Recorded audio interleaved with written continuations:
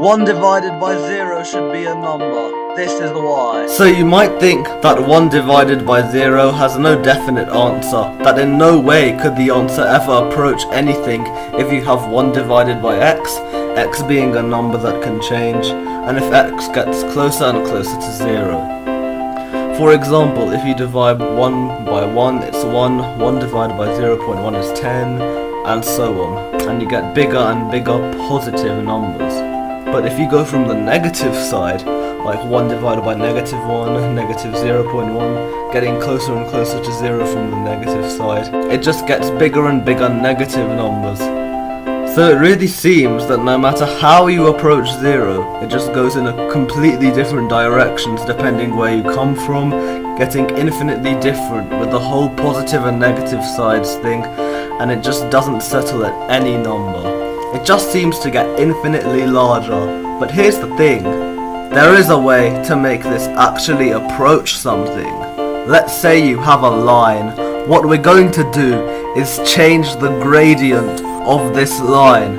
If you don't know, the gradient is basically how fast the line goes up divided by how fast it goes right. Like if the line goes 6 squares up and 2 squares right, the gradient is 3 from 6 divided by 2. So remember these numbers from earlier that we got from approaching 1 divided by 0, like how approaching from the negative side made bigger and bigger negative numbers and from the positive side made bigger and bigger positive numbers, and they just seemed like they were diverging away from each other infinitely much and not approaching any limit? Well, if you start with a line horizontally flat on the ground, and then rotate it around its center anti-clockwise, then the gradient will increase and increase infinitely. But when it actually gets to a point that should have an infinite gradient where it goes straight up, we run into a bit of a problem. We don't know the gradient of the line that goes straight vertically up, because it could also be negative infinity. Because if we start with a line flat on the ground on the other side, and then rotate it clockwise until it's pointing up, it just makes bigger and bigger negative numbers. But here's the thing, they still approach the same line, the one that goes straight vertically upwards. This is 1 divided by 0, and it does exist. It is the gradient of a perfectly vertical line, and a perfectly vertical line does exist, so why shouldn't 1 divided by 0?